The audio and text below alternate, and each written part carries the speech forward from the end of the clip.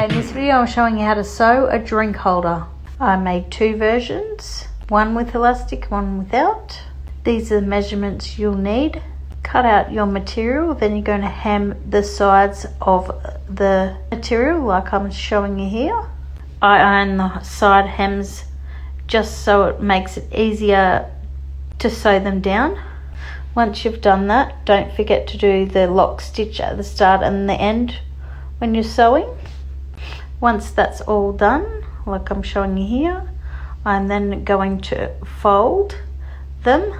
Then I'm going to sew along the edge like so.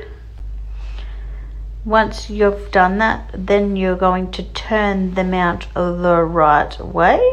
And here I am doing the lock stitch at the start. This is an important step so your threads don't come undone. Okay, now it's time to turn them out the right way. I just push them out like so using my finger. Once they're all turned out, I've just pressed them with the iron and I've folded the drink holder part in half, and I'm making 1 centimeter darts. This is just to bring the material in on the cup.